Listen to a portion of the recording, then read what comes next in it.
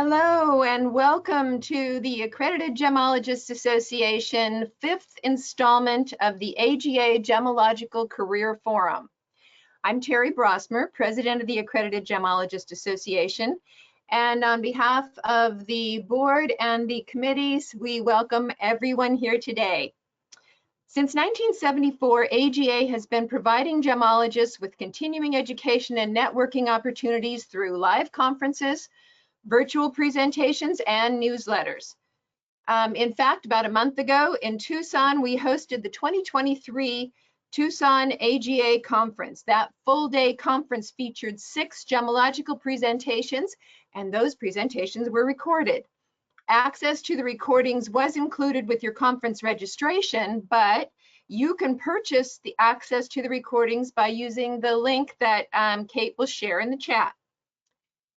Every year, AGA proudly presents the Bonanno Award for Excellence in Gemmology. This year, we honored Gary Roskin as the AGA Bonanno Award recipient for 2022 and celebrated him during the gala dinner dance following the AGA Tucson conference. You don't have to be an AGA member to nominate someone you believe has made a difference in the gemmological community, and your nominee doesn't have to be an AGA member to be eligible for the award. But you do have to be an AGA member to cast your vote for the recipient. AGA is dedicated to the future of gemmology and education. To that end, we offer a $5,000 gemmological education tuition scholarship each year. Applications are now being accepted for the need and merit-based AGA Gemmological Scholarship. So please visit our website to download the application form.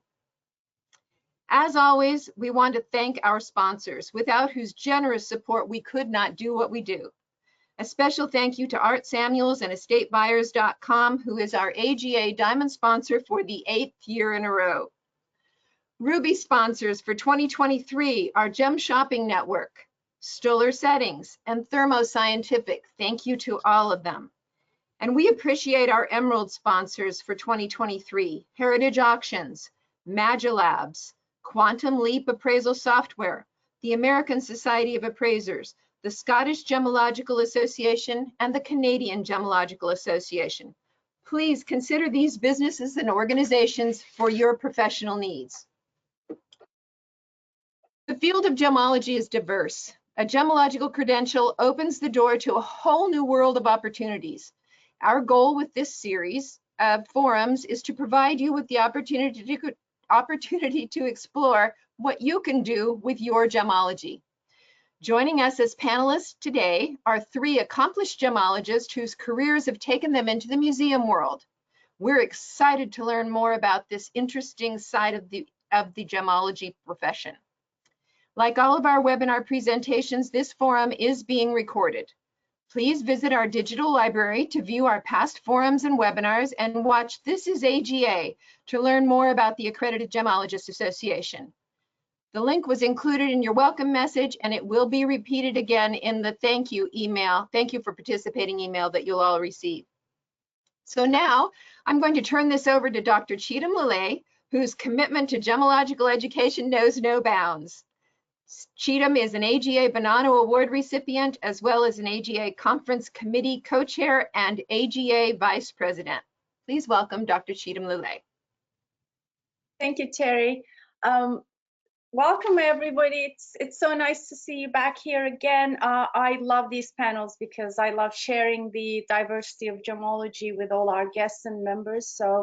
And I'm particularly excited about today because I have 3 brilliant women here that have entirely different backgrounds, just ended up being in museums, one of my favorite places on earth. So we're going to move on with some questions, but before I'd like to give you a little bit of homekeeping. I will tell you that this forum is open to everybody. As you know, you came here, and please ask questions. We highly encourage questions. I will ask a few questions to our panelists to start the whole conversation, but this will carry on for an hour and a half. So after our questions and their answers and explanations, we would like you to ask questions. We would like to hear your thoughts on that and your curiosity on the subject as well. So please make sure that you type your questions in the question box on your control panel.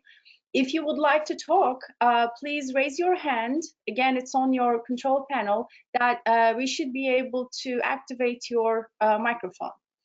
Other than that, your microphones and your cameras will be off. Kate Donovan, our executive director, is monitoring everything, and she will be posting all relative information and also different websites and links and so on the comments box. Please follow that, because Kate and I will be also monitoring the questions. So feel free to write the question or type the question anytime, and we will make sure that they all get answered. Other than that, I don't want to take too much of your time, and I want to just say hi to our panelists and welcome them. I'm sure you read their bios, so I'm not going to repeat any of that information. You've seen such well decorated they are and how experienced they are in the subject. So our panelists are Raquel Alonso-Perez, and then Alonso-Perez, I'm sorry, Raquel, Dorothy Asher and Mackenzie Sentimer. Raquel is the Curatrix at the Harvard Museum. Dorothy Asher is the director of Lapidary Arts, Lizzadro Museum of Lapidary Arts in suburban Chicago, and Mackenzie Sentimer is the manager at the GIA Museum. And they are directly within Gemmological realm, although their backgrounds or their daily lives are not just about gemmology. So we wanted to make sure that you all see, especially if you are coming to gemmology, you all see this aspect of gemmology, how it could be applied to museum world, but also for the experienced gemmologists in our networking would know where to go and what to do if something is related to their subject and in their collection, for example. It's always a good idea to work with museum curators and the museums. So let's explore that and see how they were working on these these different collections and different museums. So with that, I'd like to ask my first question to everybody. But before I move on to it, maybe you want to say a few words about yourselves other than your bio before I move on to that, and we can talk afterwards. Who would like to start? Just a few words. I will. My name is Mackenzie. It's great to be here. Thank you again for the invitation. I am calling in from Carlsbad, California, and I'm really looking forward to sharing my background on how I got into the museum, because it's quite a ride. Thank you. Okay, Dorothy.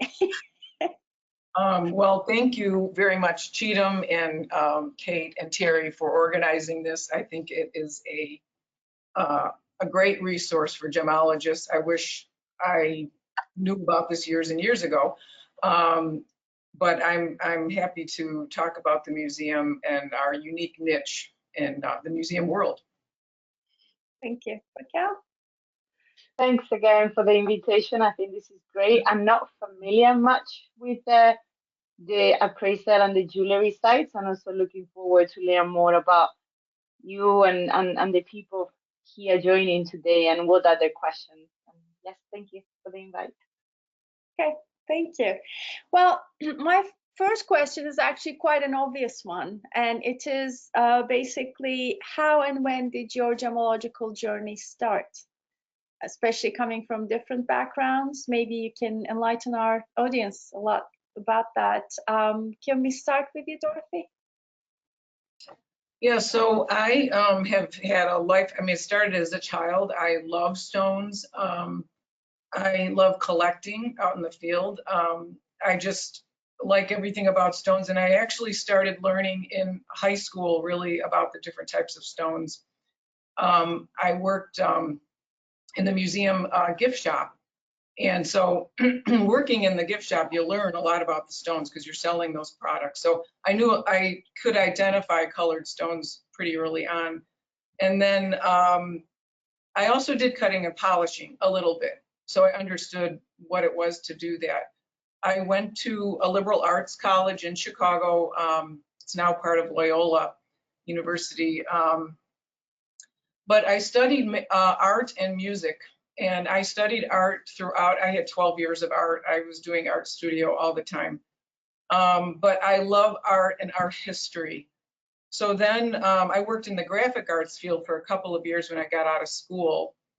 And then I was laid off actually in the graphic arts field. And the museum in Elmhurst was looking for an office assistant because people were leaving the museum. So I was hired as an office assistant there, and I never left there then. I started on the ground floor of the museum work. I learned all aspects of the museum, but while I was working there, even though I kind of knew stones, I felt like I needed to know more about these pieces, and I was super fascinated with, what are these stones? Where did they come from? Why are they using these stones? And also the historical context of the pieces. So then I decided, well, I can either maybe learn Chinese, which wasn't a real big reality for me. I was kind of like, oh, I don't know if I can do that.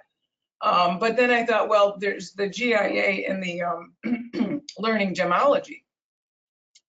So I was in my maybe later 20s, and I was working full time at the museum, but did correspondence classes through the GIA, and I completed my gemology degree within about 3 years or so.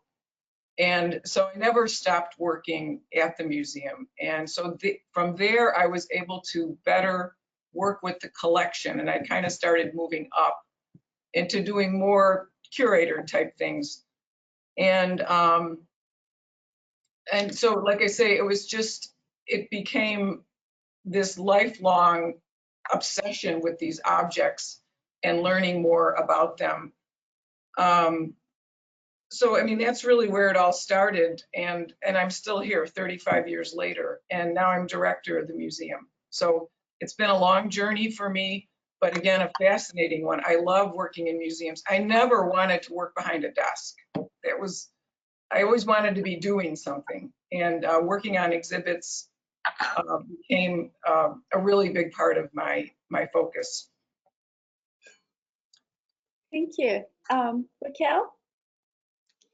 Yes, so interesting because here in Dorothy, I'm not a collector. I never felt the need to collect, but I was really interested on rocks, really understanding how things form. So my background, and I am a geologist by training, and then I did my PhD in a lab. So I was producing rocks in a lab and trying to understand them. So really try to understand how our processes work.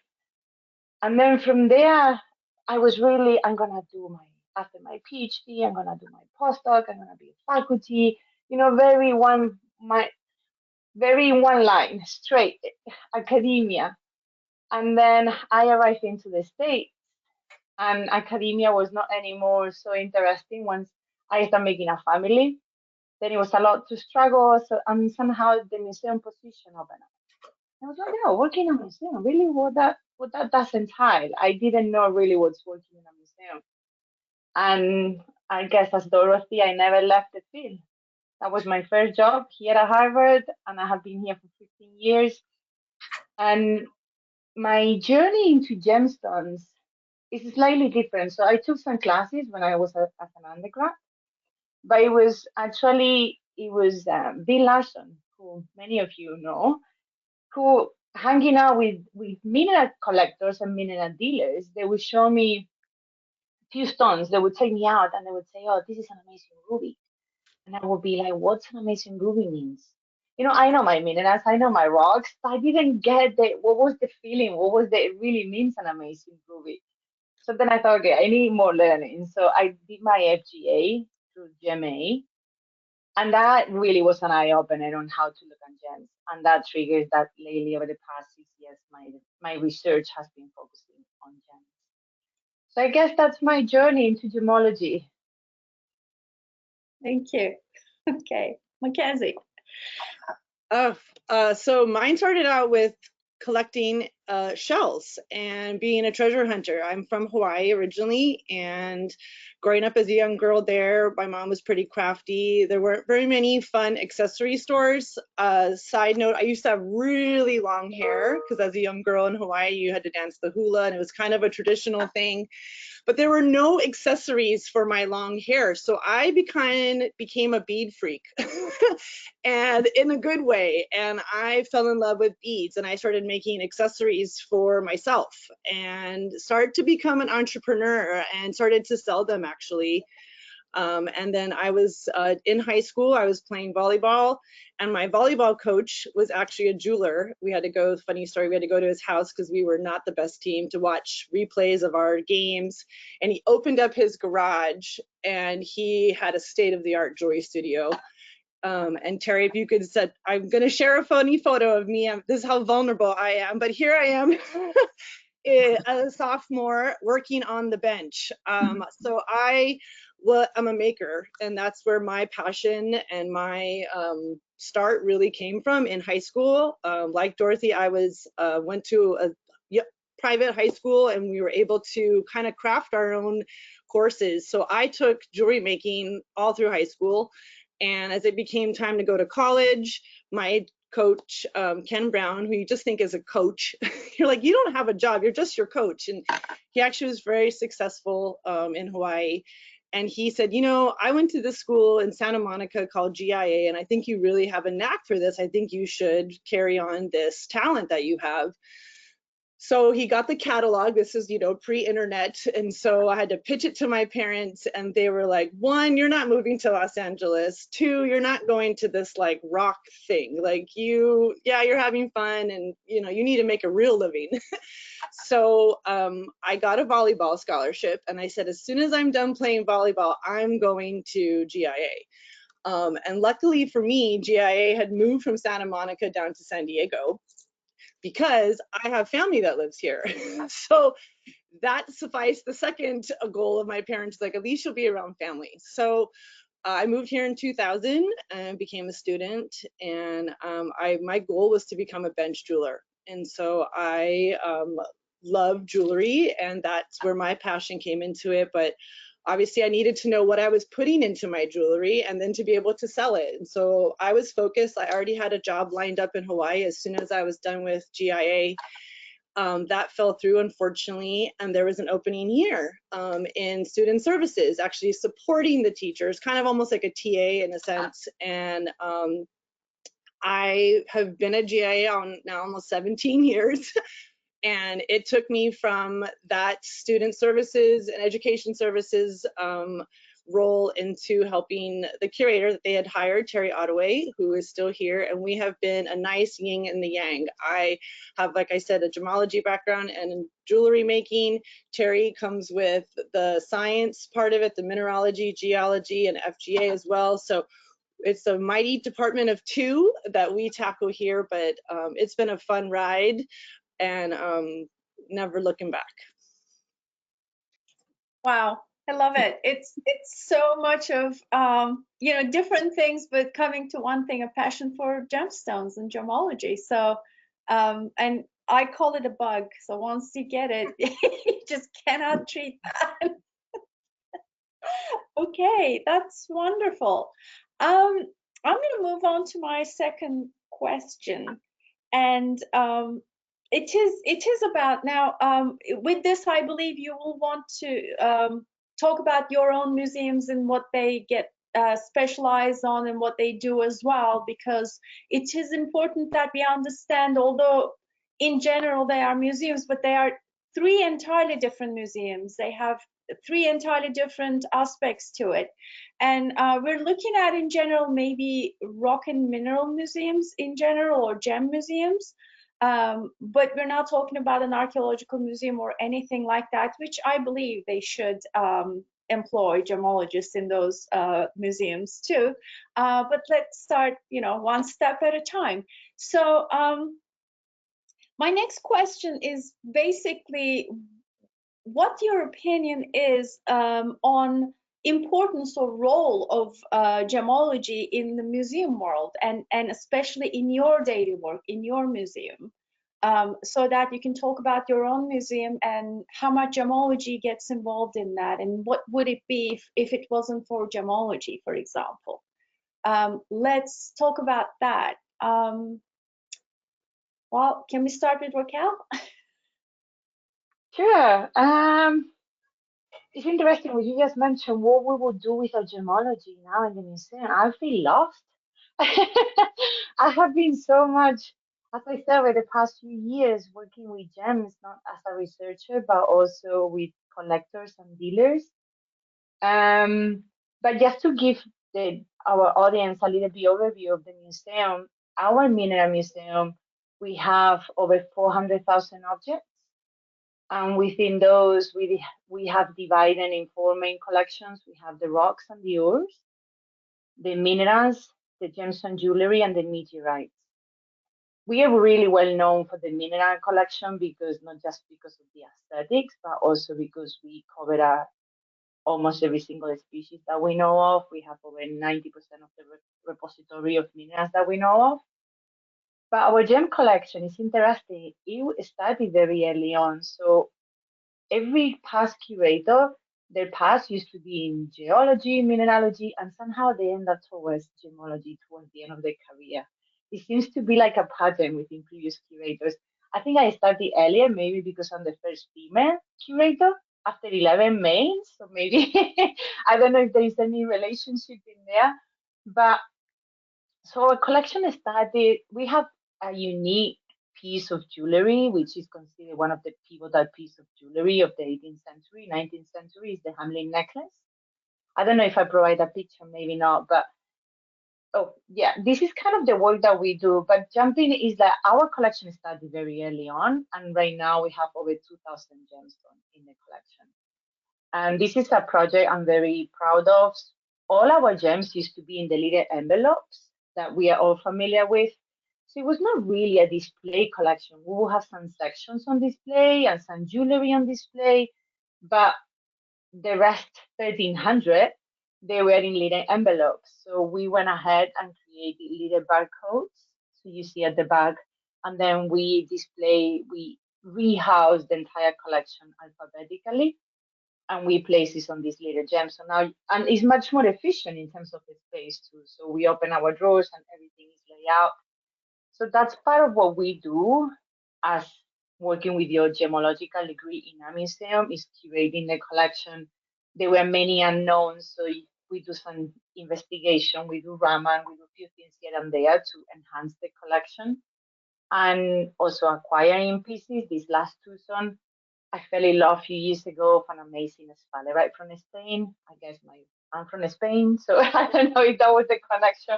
It was just gorgeous, a really round, brilliant sphalerite, beautifully cut, so fiery. So we bought it this year. We also have some budget for acquisition, and I try to be mindful of where we put it. And this year it felt like that gem needed to come home, so I acquired that gemstone. And also, the importance of gemology in a museum is, from a curator point of view, is the research aspect. Because I felt there was, yeah, that's a picture of me. We have a few projects going on. That one is with diamonds. So we did a field trip in South Africa to a few different mines. This is Cullinan, where we have a couple of master students trying to understand the different phases within the diatreme, within the pipe. And ideally, we want to understand where the blues are coming from. So we did some geochemical and geophysical studies, and 3 masters, they're finishing. So they're really good. We don't know where the blue comes from, but we have really good results coming from the master students. So we do research, we work in collections, and I think one of the most rewarding too is the public outreach. So we redid our exhibits. That's one side of the Earth and Planetary Science Mineral Gallery within the Harvard Museum of Natural History. And while most of our gallery is based systematically, so based on the different composition of the minerals, we have few center cases that we cover topics. So it's more demo thematic. And this is one of my favorites. We have gems and art jewelry. And actually the one that that kind of necklace standing on the head, the one in the center, that's the Hamlin necklace. It's the one I mentioned before that was a pivotal piece on the jewelry industry in North America, because every single gem within that necklace come from the same mine up in Maine, and they were all mined by the same family. So I think overall, gemology, it could enhance collections. So because I was so focused on gems and emeralds, now we extended our emerald collection from 50 to probably 100. So we grow the collections by our research and also by public displays. We get more donations. So there are many ways that gemology is incredibly important within this. Thank you. Mackenzie? Okay, a little background. So the GI Museum is incorporated throughout our campus, and as many people know, GI really started out as a laboratory and research facility, and then turned into an educational opportunity. And then the museum really was kind of an afterthought until we moved down here in '97 into Carlsbad. And so our museum is really kind of spread throughout the whole institute here, and really it's to help inspire and engage. Oh yes, thank you. This is our atrium. I was talking earlier with the ladies. One of our biggest gems really is the Pacific Ocean that we get to see every morning, and this is kind of our golden hour or happy hour, as we would call it. But as you can see, we have cases kind of spread throughout this atrium area, and there are a few dedicated spots throughout the institute, but our collection is mainly focused, of course, on gems, but what we've learned also is the first entry really is jewelry. Everybody has jewelry in their family or has been gifted something maybe, and jewelry has gone through time and time. And so what we're trying to portray here at GIA is where do the stones come from, and then then you need the minerals. So it's kind of having like a trifecta of all three, ideally for us. And most of our collection is really focused on gem and mineral materials. So we also, of course, will talk into some really extravagant pieces like this. Thank you, Terry. We'll also bring in exhibits from outside as well. This is an exhibit, probably one of my career highlights. This is an exhibit called More is More. And this is an exhibit on Tony Duquette's jewelry, who used a little bit of everything. He was a Hollywood designer for set design, and would start to pick and put pieces together to create jewelry. But our collection, again, is really used to enhance the students' experience here, along with research. We do have a big research team, and we are kind of like a librarian for the most part in giving things from our collection. You can see behind me drawers and drawers of gems, very similar to what Raquel just showed as far as the gem caps. And we have stones from A to Z, of course, things that have been laboratory grown or treated. We have a little bit of everything to help the student while they're here to enhance their experience and really train their eye. Just like anything, if you're a wine connoisseur or if you're a car collector, you have to keep seeing those same things or tasting those same things so that you can really perfect your skill set. And so we're here to enhance that while the students are here. We have students from all around the world. And like myself, if you're here for the duration of your education program here, you're here about 2 years, roughly. Many are coming from family-owned businesses. Like myself, I just came because I was a hobbyist in a sense, and so really wanting to enhance that and go into different careers. So, but we are lucky. This is my favorite part of my job, is getting to put on exhibitions. Again, I get to do the creative work. We all do clerical stuff. We all do insurance and shipping, and there's many, many parts of a museum to keep it running and oiled. but the exhibitions are by far my favorite. If you could click to the next photo, just give you a sense of some of the creativity that I get to do. Here is my trifecta. We have gem crystals, of course, some amazing, amazing emerald crystals, then set into, these are some mogul pieces that we had on view. And this exhibit actually came through one of our alumni members, which is really great. He wasn't a collector himself and actually represented this private couple who then lent us a bunch of these pieces from India, and we got to put on a fabulous exhibition. So this is my favorite part, and I use gemology every single day in my job. I would not physically have my job if I wasn't a gemologist. That was part of the job description. When Terry hired me, we had moved the collection down from Santa Monica, and they were on the hunt for a curator. And so I came in with Terry, and we unearthed everything here.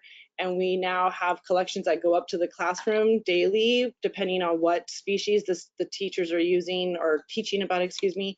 And then, of course, research as something may be coming through our laboratory that looks maybe funny, or they want to cross-reference something. They are using our samples to help with some either calls or determinations. And so we're a busy little collection here internally. So here's one more piece. Again, not everything that we have on view is necessarily gem material. These are actually Rudraksha seeds from India and metalwork. So we also try to portray and show pieces that are of different craft as well, because we do have manufacturing classes here, along with jewelry design technology and hand rendering. So really, again, adding to the full spectrum of the whole industry, from gem, minerals, and jewelry making. And this piece down here below is actually a mirror ring. This would be worn on the bride before she was getting married, because many of the marriages, of course, as you know, are arranged. And this she would wear to get her very first glance of her husband to be, which is really fun. So we also get to, with these exhibits, bring out a lot of jewelry history and or mineral history from mining, and then of course the cutting process. So we really try to show an array. This was my favorite exhibit. Sorry, I had a lot of photos, but these you can see here. We have fabulous ruby and marble piece, and a large spinel crystal, along with this temple crown. This is actually worn on temple sculptures. This is not even worn for a human, so it's kind of really small and encrusted with rubies and emeralds. So anyways, go gemology. Thank you. If I may I add something? May I add a comment? Please. So I have been Mackenzie and I, we go to the Tucson show, and sometimes we are together side by side. And I always go to Mackenzie for help, because she brings this incredible toolbox. And anything you need to create an exhibit on the spot, she has it, right? So it's like, I don't need to, I'm not that crafty, or I cannot really create such a beautiful exhibit. But Mackenzie, every time in Tucson, is like, they are gorgeous. And she has all the tools and equipment. So she helped me mount the handling blankets ones. So I'm really thankful. She has a whole toolbox there. It's really fun. Well, I wish my dad was watching, because I'm definitely a Girl Scout and became, you know, very crafty and handy with the tools. So yes, I carry a toolkit. I could give Martha Stewart a run for her money for sure. But yes, at the shows, you see me and I will have whatever you need, whether it's to stitch your dress or to get your minerals standing straight up, I got you. So that is definitely a strength. Thank you, Raquel. That's wonderful. I have to tell you, I was blown away when I saw that exhibition. And I love the fact that GIA publishes a book for each and every exhibition as well, so that even if you cannot go there, there is a book that you can at least have a taste of what was there. But this exhibition was stunning. So yeah, thank you for sharing that with us. No, my pleasure. And Dorothy. And I want to say that I take a page out of GIA's book a lot of the time. I'm always looking for ideas, and GIA is one of the places I go for ideas. So thank you for that, Mackenzie, and you do wonderful displays. Thank you. So I just want to say that the gemology aspect of my job is the fun part of my job. I love doing the gemology, and we differ from the other two institutions, Harvard and GIA, because we are working with the public pretty much exclusively. We're not really an educational, although we promote the education of, geology subjects and paleontology and gemology. In mineralogy, we really are working exclusively with the public every day. So my gemology comes into play every day when we get anywhere from 5 to 25 inquiries from people that either have made an appointment or just bring things in to us to see and identify. And if I can't, identify that in like 10 minutes or less, I refer them to an appraiser or somebody who can help them. A lot of times it's, maybe an auction house or it's Cheatham, somebody that can help them identify or evaluate what they have. So museums can't appraise. So I never can do any type of appraisal work, but we are a big reference to the public with their objects. And like I say, just like with Mackenzie, some of this stuff is not stone, that they're bringing in. So you do have to kind of tell them that we really specialize in stone.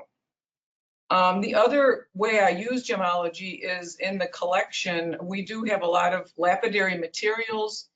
The collection, because the museum's been in existence for 60 years, over 60 years, and of course people donate things and all these kinds of things come through the collection. So every once in a while we'll find something that either is misidentified or unidentified in the collection. So in that case, we do have to, do more research on it. In that case, I will spend more time and possibly send the piece out if I have to a lab to really get it identified. So the other thing is the museum. So actually, if you go back to that picture, the first picture, the museum is, so we moved the museum in 2019 from Elmhurst to Oak Brook. It's still in the west suburbs of Chicago. We're about 17 miles west of downtown. But it was a smaller facility in Elmhurst and in a more residential area. Now we've moved to a 15,000 square foot facility. We really, we renovated a building, but we're much more, I don't know, the layout, everything about it is better than the old museum. So we've really had a chance to improve the collection. And working for years in the field, but then also being a gemologist really helped me to, I guess with the public, you're always trying to answer questions. The public always has questions. You want to answer those questions. So I always feel like I need to answer those questions in an exhibit. And so that's very important to me because now I get far fewer questions because we're answering those questions. And I can say to people, hey, did you see the meteorite exhibit? Go look at that, because we have probably every week somebody bringing in something that, they think is a meteorite. And you can go to the next picture now. So this is the jade, it's called the altar of the green jade pagoda, but it's about a 5-foot high pagoda. It did come from the Oakland County Museum in California, and they donated a whole collection of jades to us. And mainly because 2 reasons. One, we were going to permanently display the pieces, but also we have a collection that kind of fits in that genre, which was the Qing dynasty, which is 1644 to 1911. So we have a very large collection of Qing dynasty jades. And that's partly because that's where the founder started. He collected for the beauty and the material of the carving. He didn't collect for age, which was when he started collecting was really a time when a lot of those museums were collecting for the age of the piece, where the archaic, but he collected for the beauty. And that's where we really differ from other museums. We have a very large collection of hard stone carvings, not only Chinese, but from around the world. And so we're specific to stone and we're specific to stone carving. We do have some minerals and some gems, but that is definitely not our focus. Our focus is mainly the colored stones and the carvings. You can go to the next picture. This was, I'm always wanting to promote lapidary and gems, because again, in the art field, we are a very small part of the museum world, or the, anything, gems are like always on, people like gems, but they don't know anything about them. So we're always trying to promote artists and promote, gems in general. So for our 60th anniversary, we featured 10 artists, all from the Americas, that do very different work. So they were selected for their diversity. And so those were, that just ended in January. So I worked with a lot of different new artists. So that was really fun. And then the next slide. The museum does still actively purchase pieces. So recently we purchased the Faust Cameo collection from Germany. It was done by a father and son team. And these are all agate. And again, just imparting to people that this is one stone. Agate is a stone that has layers of color that can be carved into. So this is a wonderful collection. It had to be in a museum, so we purchased this. So we do still purchase pieces as well. The collection's growing, I guess is what I want to say. Okay, and that's all I have. Well, thank you. And the beauty of it is that, just like I mentioned for Mackenzie's, after Mackenzie's comments, that there are books, but each of you publish on the subjects or important items, or the exhibition is out there. So the parts of sharing in your daily work is very important. And you touched on it really well, Dorothy, that it's informing the public directly. And it is important for us gemologists working as appraisers, for example. If there's a piece need authentication or further research, then museums are the first places that I will call. So it is important for us to be able to connect. And I'd like to thank you again for the generosity of your time coming here and explaining all this, but also you shared your information. Each and every of you have, on those websites that you can, that the audience can see all the publications that are out there. So it is important to remember that aspect of gemology, and how much you share on your daily life. There's so many things behind it. It's not all pretty rocks that we look at, but how it comes to the public eye is a long journey, and that's wonderful. Thank you. Now, I guess we're going to stop talking and ask our audience if they would like to ask any questions. I don't see anything here, but anybody with any questions, please? Okay, I'm waiting. So I'd like to make a comment just while we're waiting. Cheatham, you were saying just about sharing. The museum community is very small in those, earth sciences and in all museums really. And so, we had an exhibit on property a few years back that actually then traveled to Dorothy's museum, Luis Alberto Quispe's skulls. And so, there's a lot of camaraderie amongst institutions. Raquel, is on our Rolodex to call if we need help with things we were working on alone with her for future. And so there is, there's a nice community that has been built over the years for me amongst the colleagues. I didn't come from a museum background. In fact, it's embarrassing to say, I grew up in Hawaii and I didn't go to any museum as a young woman, as a kid. And so I've learned a lot of my handiwork and skill set from on the job and from colleagues in the industry. Of course, Terry Ottaway comes with a beautiful long history of museums, and so I have learned a lot from my own peers. So, and that's through gemology as well, and gemology friends and colleagues. So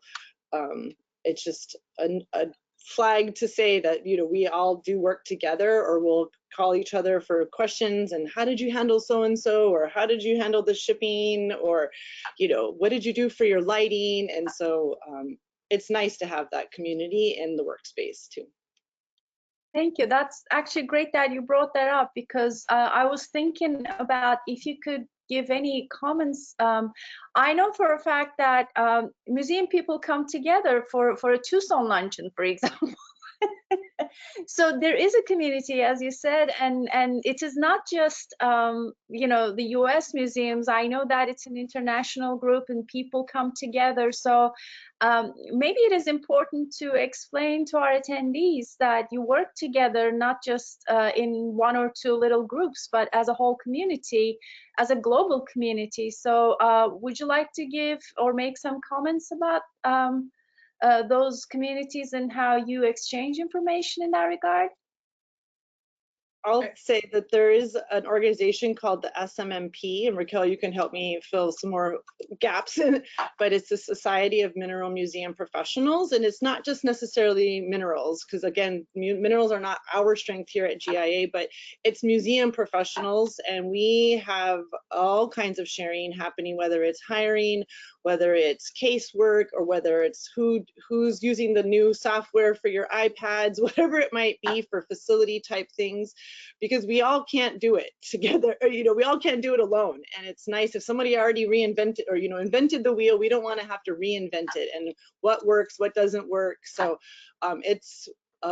if anybody is looking to get into the museum world, that would be a very highly recommended society to join. I don't know if you ladies agree, but it's a nice niche community as well.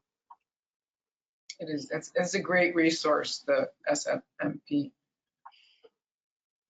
because it really is a small group of people. Really, when you come right down to it, comparatively, it's a small group of people. And I also just want to add that working with your other local museums around you is also important to do collaborative things. I mean, they may not be in stone, but maybe there's other ways you can collaborate. I'm always looking for collaboration.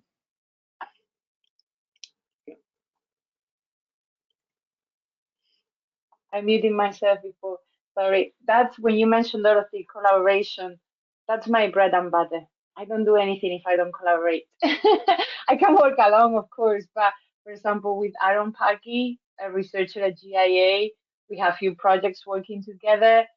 And then with the Society of Mineral Museum Professionals, we also have few projects. I have been working right now on another event with the Responsible Jewelry Council and GIA. So I think the collaborations among all these different institutions, they just flourish. And I think it's always really good people to work with. Also, I have worked for Gem World and writing articles. It's a really welcoming environment in museum people. I think we are, most of us, non-profit. I don't know if that plays a role, that we are not losing money. We do this job because we love it. It's a passion that we all share. And I think that makes the environment probably more welcoming than other really high-paced, fast-paced environments, I would say. Yeah, I have to tell that I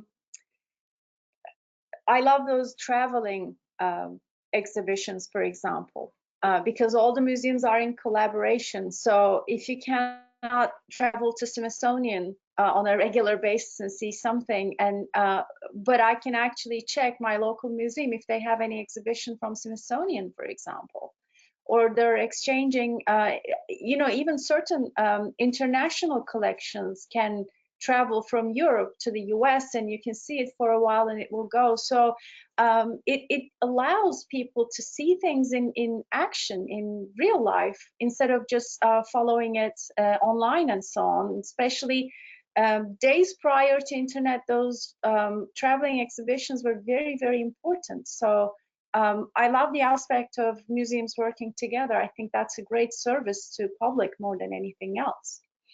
Okay, I have tons of questions now. All right, wow. All right, I'm starting with Stuart Robertson. Dorothy, what is the biggest challenge facing museums today? Money. Yeah, usually, well, I mean, you want attendance on site attendance.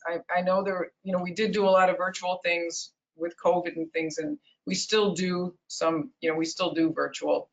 We're doing both, but actual physical attendance, people coming in the door, You want people coming in the door. You want to attract people to the facility. And fundraising, you know, money any way you can, through grants, through admissions, through program fees, through memberships, through donations and contributions, we always are making the pitch for that. So you're always trying to, you know, keep the bottom line. You know, you need to get funding to do your work. So, and we are a private museum, and we are very lucky that the Lizzadro Family Foundation does fund us about 30% of our operating expenses each year. So that's very fortunate. If you don't have some big donor helping you, or a city, you know, or state, sometimes they also fund museums, then it's hard, you know. Yes, so you're always looking for money. Any comments from you, Raquel and Mackenzie, about that? Well, we are not open to the public in the sense of tickets and things. We are closed currently for visitors, but when we did have tours, it was by appointment only, and it was maybe about 100 a day here. Again, it was mostly local tourists in the area and visitors to, you know, the Legoland, to the beach, and kind of added onto their summer vacation or, you know, West Coast visit. But I would agree with, you know, we are a private institution in that sense, so we are very fortunate, but we are looking to bring a whole new visitor experience opportunity to GIA here, hopefully within this year, and bring that back, because part of, you know, our public mission is also to help the public in buying and selling of gem and jewelry, you know, and so our museum is not only dedicated to the students and their learning, but also to the public. So I can appreciate, you know, having things that are really break it down. Like Dorothy said, so you don't have so many questions to ask. And it's like, how's this exhibit? This explains how you take a gem mineral into a cut gemstone and like break it down. A lot of people still don't get that concept of where the gems came out of the ground, round and pear shape and what have you, faceted. And it doesn't, the coin doesn't always drop that it came from a mineral. So again, we go backwards from jewelry to gem cutting to the mineral to help. So we miss the public, but it's coming soon for us. So. Right. Raquel, the funding is more related to the university, I believe, in your case. Yes, we have our own endowment, but every year I request grants from federal funding. We have been very successful with the Institute, IMLS, Institute of Museum of America. And what triggers those grants, even sometimes I don't request that much money, is always focused on collections. So we get new cabinets for the meteorite collections. My grant was focusing on getting nitrogen purge cabinets, so they will preserve better the meteorites. So always focus on collections work. And the good thing is that you get a little bit extra money from a grant, and they are usually matched 1-to-1. So then the university has to give me the rest. Mm-hmm. So that has been my way of funding, because I have to admit, I'm not a fundraiser.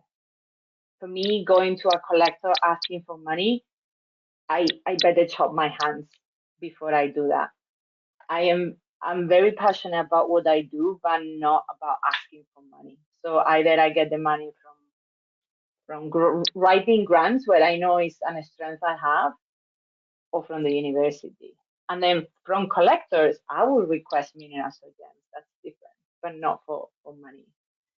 So I don't know if that's our challenge. I was thinking, what's our challenge in museums? And I think it's probably getting the public back and make really exhibits. Like our exhibits tend to be very permanent. We are part of the Natural History Museum, and they cover all of many other museums too. So creating temporary exhibits or really amazing exhibits, like Mackenzie was saying, that's not that easy for us. So I have to content myself with doing the working collections and letting the Harvard Museum of Natural History really trying to engage more with the public and more temporary exhibits. Yeah, different challenges, I guess, being on a private university, a non-profit. Yeah. Yeah, I mean, as much as we're a school setting, it's not a university setting. So there's even different kind of schooling and operations that way too. And ours is to always keep them engaged and inspired, whether it's in design or whether it's the gemology, or, you know, we'll have students that come with a geology background. We have a lot of postdocs right now in the research department, and so they're obviously feverishly wanting more and more. And most of our collection really is based off of donation too, which is nice for over the 92 years that we've been in business. So a lot of it goes into the wheel sets that you would see and practice on, and or research material to do testing on. So we're really trying to elevate the museum collection, and that has been Terry's goal in her years now, to enhance the mineral side of the house. You know, jewelry is probably the smallest part of our collection because everybody keeps it, or they pass it on, or they'll repurpose it.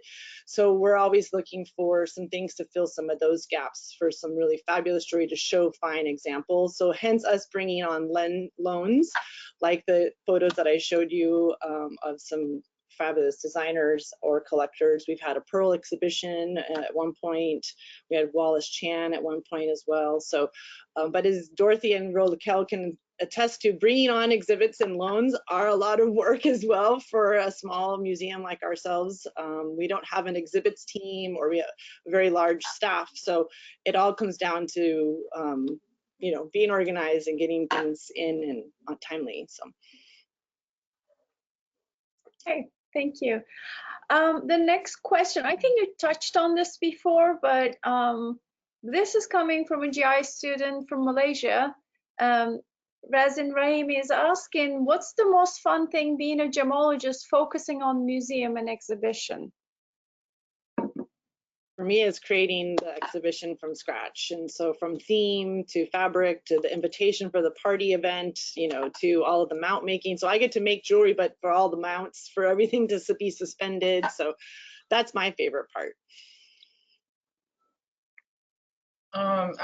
Me too. I mean, I always, like I say, I'm always, I'm trying to impart the simplest information so the public can understand it. And so my design always starts like, what do we have that will answer this? Or what do we have in our collection personally? And then what do I need to get? So sometimes when we did the new museum, and I redid the rock and mineral section, this is like the second go around of it, because I did that a few years ago, but and sometimes you have to find that piece. Sometimes you have to go looking, and I will often look in Tucson. So, and sometimes there's a collector that might have something that you're after. So it's, you know, it's searching for the piece that's going to fit in that collection. I mean, into the display, and how that display is going to work. That's a fun part, and that's challenging. That's definitely challenging. I'd like to add to what Dorothy said, in that people would call her to identify things.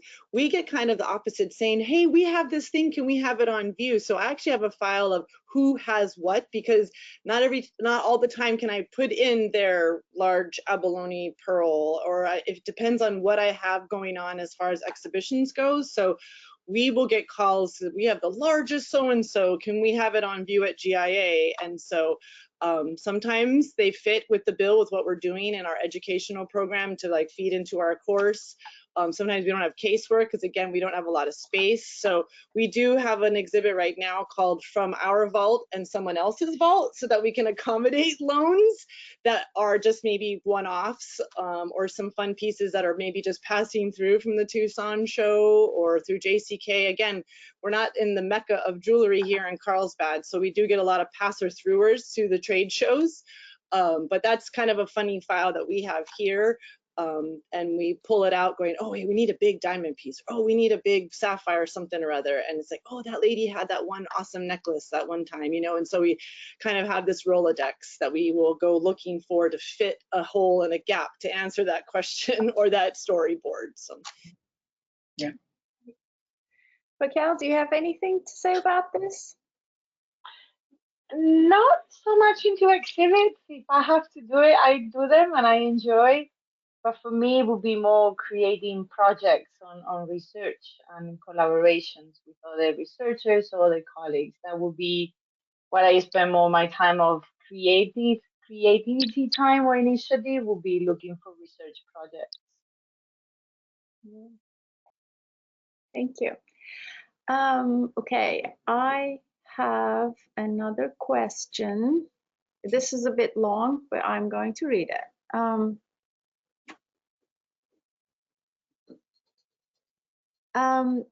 Victor Prieto Rodriguez, I think. I couldn't read the full name. Question for all of you, but especially for Dorothy, regarding the incredible value that, in my opinion, a master carver can add to a piece of material.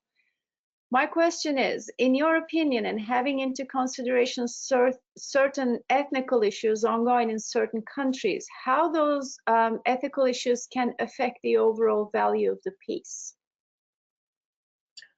Well, as far as we don't determine value. As a museum, we cannot determine the value for legal reasons. Now, there's a lot of ethical issues in stones, especially with ivory and some of the other pieces that would be endangered species and things like that. So one of the things is, you know, you do want to tell the story of why is this, you know, why is ivory, you know, banned, and for good reason. And but as far as value, we can't really put a value on it. In actuality, values change over time.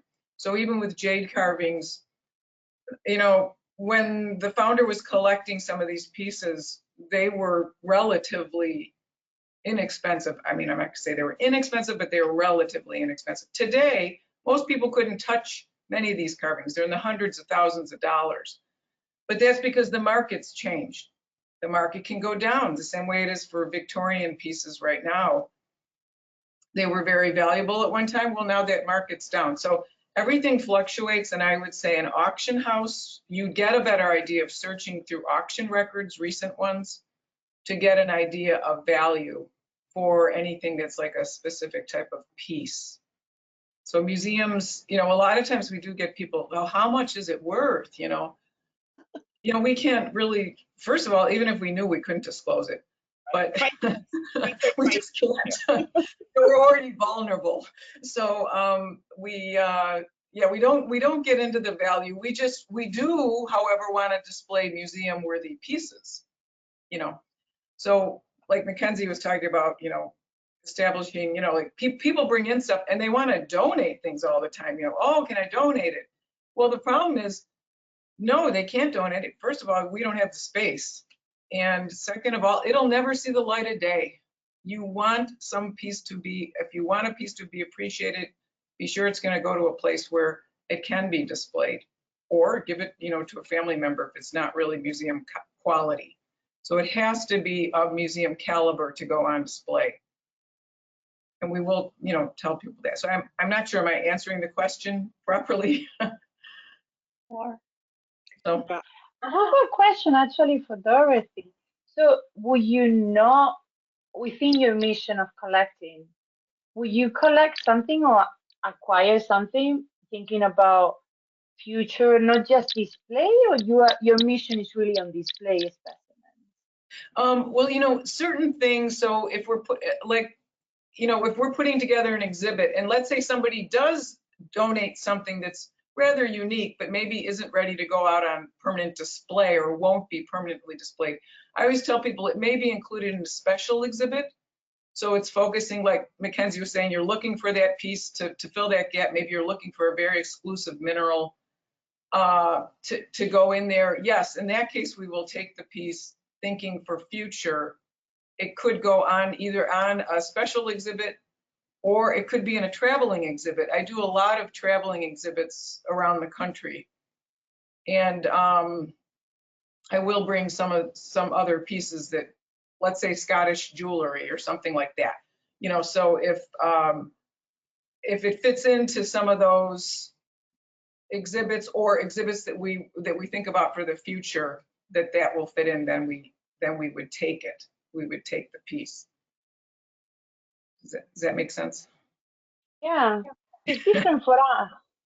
For us, we think more about there will be a purpose in the future to study. I think in the mineral collection of the meteorites is more for the research aspect. Mm-hmm. So you never know when a specimen is going to be valuable from that point of view. That's true. Most of our, so I think it's a different mission, it's a different mindset on the collections that we have. Same for the gems. We have most of our gem collection is really for research. There are only from the 2000, maybe there are 5% that are worth display, but our mission of collecting is more focused on education and research. So it's a different mindset. It's interesting. Yes, it is different, right? Yeah, we do more think of things of how does it, or could it be displayed, and how does it fit into the actual collection? Because, you know, it'd be impossible to take. I know that, like, I think the Smithsonian has to take everything that's donated to them, but when you go there and you see everything will never ever see the light of day. It'll never. It just stays there, and it is for research. You're right, and you know. I leave it to the bigger institutions to do that. Although we do have a lot of lapidary materials. I have to say we have collected over the years a lot of the lapidary materials. So kind of exclusive. Sorry, I just want to clarify with the Smithsonian, because this past summer, they received a collection of agates, and they said to the collectors, we cannot take it all. But the donor really wanted to give it all to one institution, or at least to the whole donation at once. So they contact the LA County Museum and ask, and that's coming back to the community, how a strong community we are. Mm-hmm. So the LA County and the Smithsonian, they end up cherry picking the specimens that would serve them the best. And because we don't have an issue with the space, we end up taking the rest of the collection. So that's just saying that the Smithsonian is not obligated to accept everything, but if they want to accept, and then we also work together, which is beautiful now, because that is over 30,000 pieces of agates and all these microcrystalline quartz collected throughout 30 years. It's an incredible collection, and now it's in 3 different institutions. So it's quite important. Yeah. Well, I can say a few words on that because during my master's and PhD, I actually worked at the Natural History Museum of London as a volunteer, and part of the work there was going through their collection for archiving and looking at what I have and what they have and the comparison and so on, because museums like that existed hundreds of years. So the exhibitions they have are very important, but maybe they have twice as much material in very important collections behind the scenes, and they are purely for research. And they have research facilities. They have really high-end technical and scientific research labs that most of the time public is not aware of.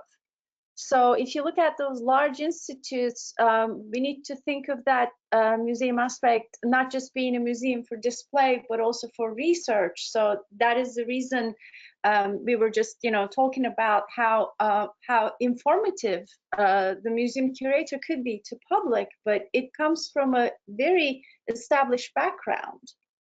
And those large museums actually have collections, like you said. Smithsonian takes everything because it goes into an archive.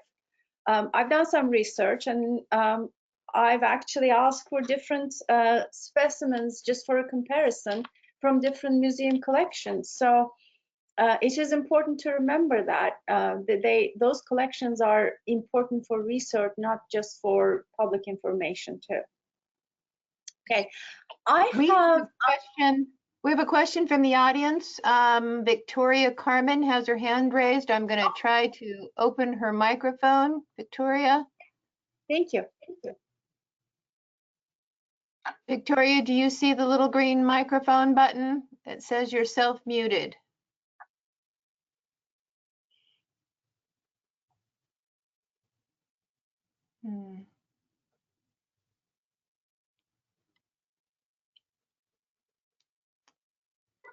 Okay, well, we'll move on. And Victoria, when you can unmute yourself, you're welcome to jump in or to put your question in the question box.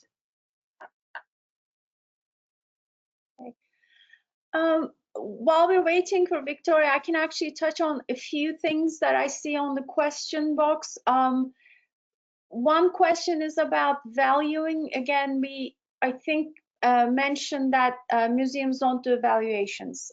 So you need to basically either contact a dealer, auction house, or best an appraiser for valuations and identification and valuation. Basically, identification is part of the valuation, so they have to provide that service, but museums generally don't do that. And then, Gina, may I add a comment to that? yes, please. So we have to do valuation of our own collections because of insurance purpose. So at least as we have the gem inventory, every 2 years we get a reappraised internally, so we have our insurance. So it's a different one, but we all have our collections appraisal value, but we don't do external. So as a curator, we are also trained to give in a value. So when we do a loan, an external loan, we bring it for exhibits, we are allowed to say, and I see Mackenzie and Dorothy nodding, we are allowed to say, this is the value I'm gonna give it. We are entitled to do that with our own specimens, but not for the external public or any other purpose. Right.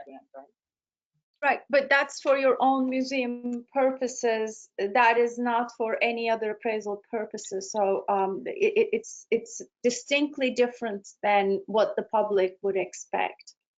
So that's what I wanted to say. And then I have another question, or actually 2-3 questions asking about the museum organizations that we talked about. Kate already posted the Society of Mineral Museum Professionals website, and the link is under the chat, in the chat box. Please have a look at it. Kate has posted a lot of links and a lot of information here that would actually answer some of the questions. So please have a look at that. And Victoria, the AAM is another, also the Alliance of American Alliance of Museums is located, which is very large. That's all.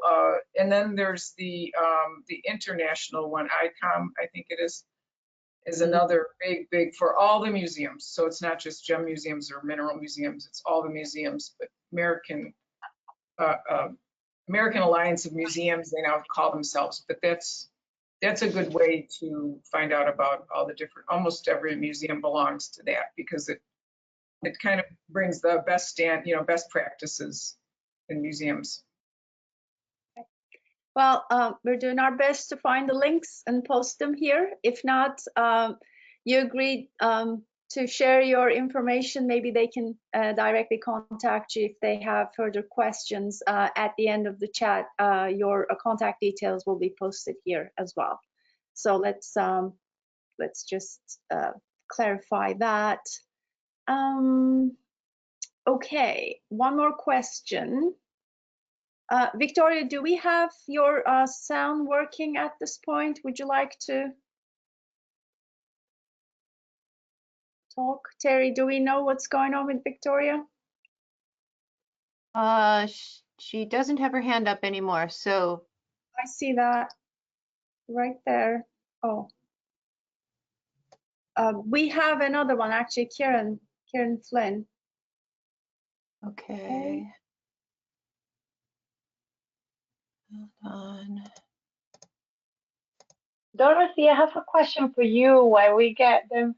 How many objects do you have in your collection?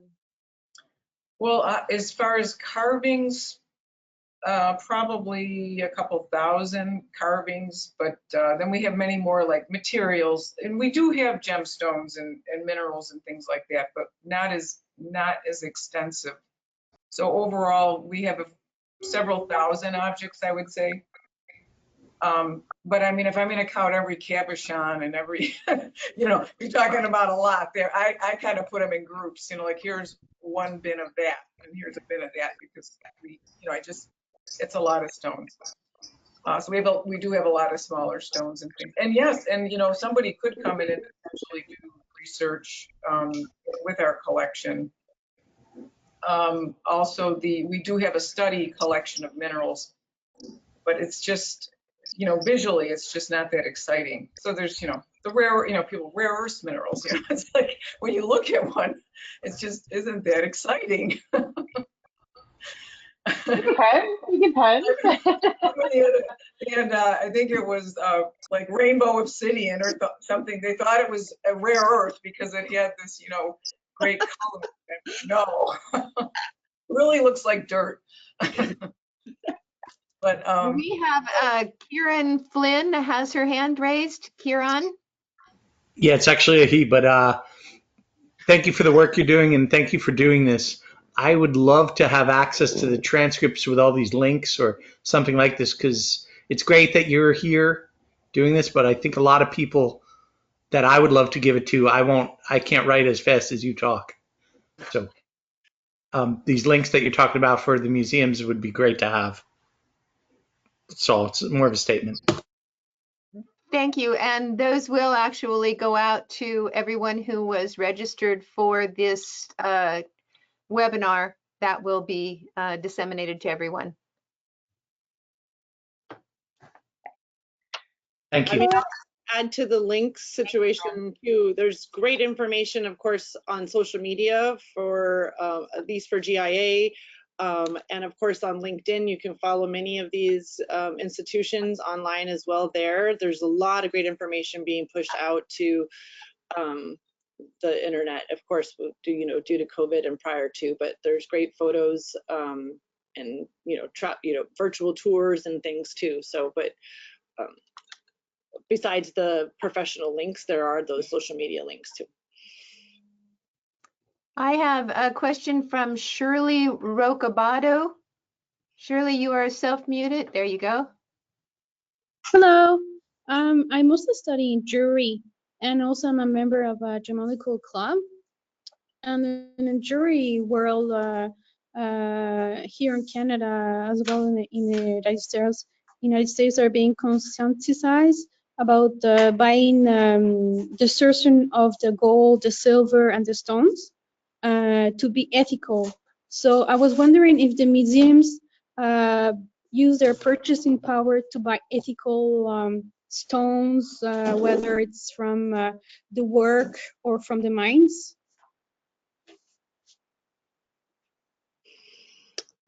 We don't buy that many jewelry pieces or gemstones. The minerals are what we have been focusing on, and I'd say in the latter part here. And yes, we're of course always trying to be mindful and conscious of who we're purchasing from and where they are coming out. GIA, we of course have sanctioned countries being here in the US that we aren't allowed to purchase from, and we do a lot of vetting as well of the different businesses and individuals that we do, but it's a small part of our collection that we get to purchase. So going to Dorothy, we have about 60,000 plus objects. Again, that's like, little vials and snurts of things, kind of like from Pakistan to large sculptures that we have here. Again, most of it has been for study. There's about maybe 1,200 objects on view that I was showing earlier. And then we also have our New York campus too. So there's multiple campuses, but the only other museum opportunity is in New York, and there's about maybe 500 objects there. That's a very closed campus, and that's really just for the student body there. It is not open to the public, but we try to enhance again their collection and their experience. Sorry, a little off tangent on your exact question.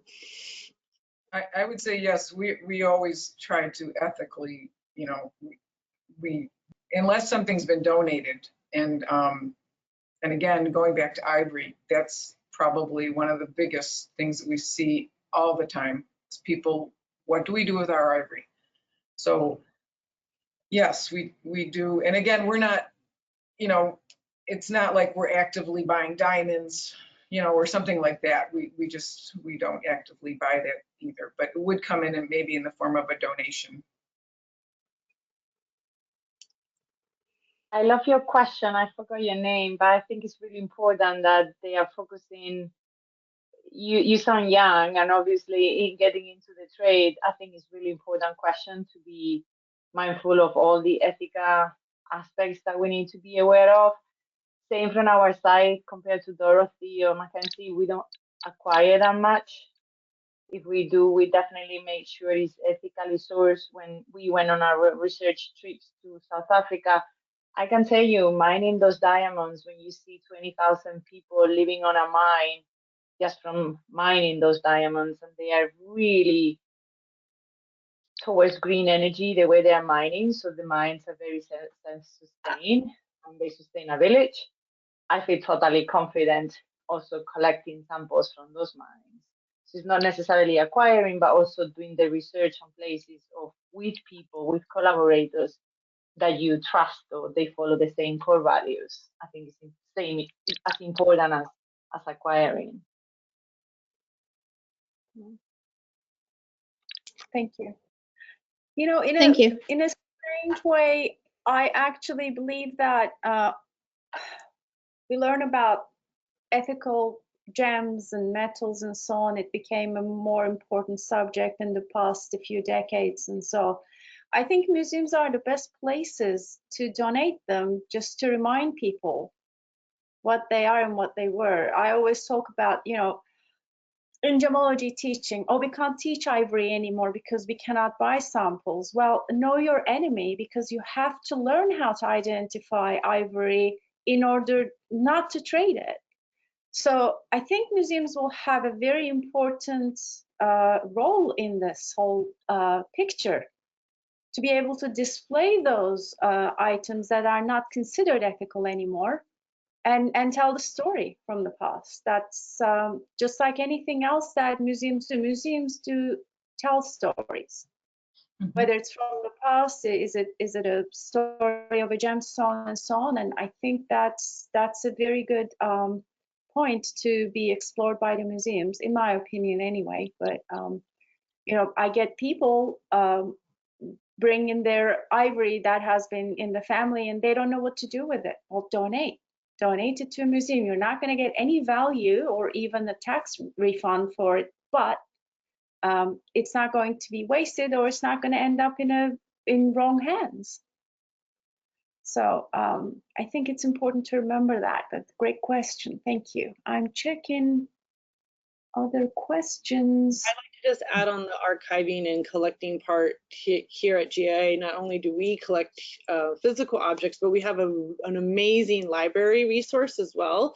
The GIA library is one of the larger gemological libraries in the world, and so we also are archiving those stories too, of those of expositions of, you know, we have books dating back to Pliny when he was, you know, calling out minerals that were found that maybe were gem materials, or, you know, earth science, rare earth materials. So it's another resource here at GIA to again add, and that is open to the public. We have digital books online too to be able to peruse, and we have an amazing team that are scanning some of these old books that we can get now out to the public. So I'm sure Kate might have that in the links too, but there's part of our GI website too, is to go into that resource that is available to the world. Thank you. Well, we have very few minutes left, so I'd like to ask you, each of you, if you would like to say anything in closing individually, and then because I don't have any more questions and it's just perfect timing for it. So would you like to say a few more words? Go ahead, whomever would like to start. I'll start. Being in museum work for as long as I have, I find it very, very satisfying, very interesting. It's never dull, never dull. I do think if you're interested in museums, start by volunteering at a museum, your local museum, any museum, and you get to kind of understand how it works, you know, and that's that particular museum, but you kind of understand museum work, where in my case, you know, we wear a lot of hats, you know, we're always doing different things. But volunteering or even working part-time, if you're a young person, we have a lot of their first job, they're working here. So we love that. You know, we love having young people, high schoolers and college students. And so just get involved in your local museum just to learn about them. Perfect. As you started talking, we had a question asking what you would advise to the beginners, and you answered the question without it being asked, so it's perfect. Thank you. Yeah, I'll I go would ahead.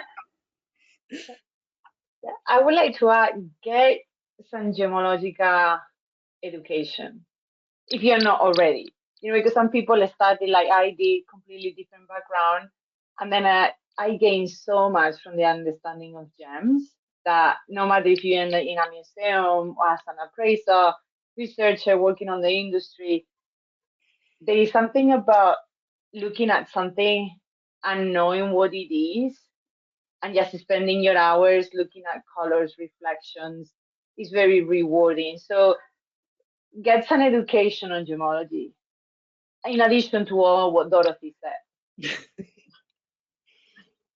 Yeah, I would say if you have a tiny little dream, just to be persistent like me and, you know, winning my parents over to go to GIA. But no, if you have any desire, I mean, auction houses are looking to hire as well, any kind of internship. I feel like the gem and mineral clubs are really bubbling, are a really great community. I know we were talking about donations earlier. If I can't accept something, I try to suggest in your local area to the gem and mineral clubs. I know there's a lot of younger junior colleges that have small jewelry programs as well. That thing, people are looking for donations there too. So there's all kinds of avenues that this job can take you to. But like Dorothy said, many, many hats. So whether it's insurance and shipping and technical behind the scenes, whether you're just a rock hound, there's lots of opportunities. So. Thank you. Ladies, it's been a pleasure. I can't thank you enough for being so generous and so passionate about what you do and coming and sharing it with us. We really appreciate that. And I'd like to thank you on behalf of AGA and our members and our attendees. And I'm sure you will get a lot more questions coming through your way. So we appreciate that very much. And with that, I'd like to say goodbye and leave it to Terry for the closure. Thank you, Raquel and Dorothy and Mackenzie. Wow, very, very interesting, and something, an area of gemology that a lot of us don't have much experience with. So this has been really illuminating. Thank you very much. And thank you, Cheatham, for recognizing that there was a need for this in the gemological community. And I want to thank all of the gemologists and gem enthusiasts who joined us today. If you are not currently an AGA member, please, I'd like to invite you to join hundreds of successful gemologists from around the world as a valued AGA member. You don't have to be a gemologist. We have an associate membership level for those who are gem enthusiasts but do not have a gemological credential. We also offer 1 year free student membership for those enrolled in a gemological program. Visit our website to download the application. We would love to welcome you as a member. Please do stay in touch with us on social media. Kate regularly posts on Facebook, Instagram, and LinkedIn, and you can keep track of everything AGA there and interact with us. And until then, go visit your local museums, volunteer if you can, and we appreciate everything. Bye-bye. Thank you. Bye-bye. Bye. Happy birthday, Kate. Happy birthday, Kate.